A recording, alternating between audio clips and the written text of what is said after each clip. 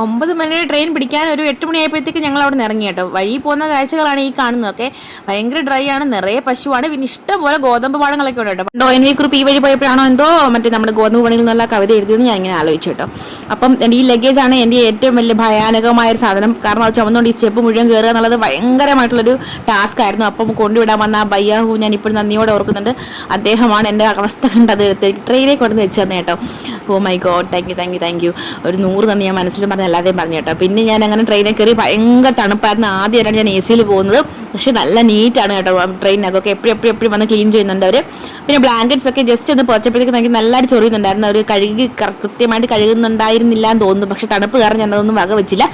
പിന്നെ നമ്മുടെ സംഗീത തന്ന മഞ്ഞച്ചോറൊക്കെ നല്ലതായിട്ട് കഴിച്ചു. പിന്നെ ഒരു ചായ കുടിക്കാനായിട്ട് നോക്കിയപ്പോൾ പൈസ ഇല്ല. പിന്നെ താഴെ ഇരുന്ന് ചേച്ചിയുടെ കയ്യിൽ നിന്ന് 50 രൂപ ഗൂഗിൾ പേ ചെയ്ത് കൊടുത്തിട്ട് ഞാൻ വാങ്ങിച്ചു. കാരണം എൻ്റെ കയ്യിൽ ക്യാഷായിട്ട് ഞാൻ കരുതിയില്ല, ഗൂഗിൾ പേയിലായിരുന്നു ക്യാഷ്. വരുന്ന കച്ചവടക്കാരിലൊന്നും ക്യാഷ് ഇല്ല കേട്ടോ. ഗൂഗിൾ പേ ഇല്ല, അവരുടെ ക്യാഷ് മാത്രമേ ഉള്ളൂ. സോ ക്യാഷ് എല്ലാവരും കരുതി വേണം ട്രെയിനിൽ പോകാനായിട്ട്. അങ്ങനെ ഞാൻ കോയമ്പത്തൂർ എത്തിയപ്പോഴത്തേക്കും ഒരു ഡിണ്ടിഗൽ സിംഗിൾ പസങ്ക ബിരിയാണി ഓർഡർ ചെയ്തു. നമ്മുടെ എന്താ പറയുക 65 ബിരിയാണി കേട്ടോ. പക്ഷേ ഓർഡർ സിംഗിൾ പസങ്ക തികഞ്ഞില്ലെന്നുള്ളതാണ് സത്യം. ടേസ്റ്റ് ആണെങ്കിൽ മാരക ടേസ്റ്റ് ആയിരുന്നു കേട്ടോ. സത്യത്തിൽ കോയമ്പത്തൂരൊക്കെ എത്തിയപ്പോഴത്തേക്ക് എനിക്ക് ഭയങ്കര ആശ്വാസമായിരുന്നു. കാരണം വളരെ പെട്ടെന്ന് പിന്നെ പാലക്കാടെത്തും തന്നെ കണ്ടില്ല, ആലപ്പുഴ എത്തിയോ. എൻ്റെ അമ്മയെ എനിക്ക് സന്തോഷം സഹിക്കാൻ വയ്യായിരുന്നു. പക്ഷേ ഞാൻ ചാടി ഇറങ്ങിയപ്പോഴത്തേക്ക് ഏട്ടനെ വിടങ്ങില്ല.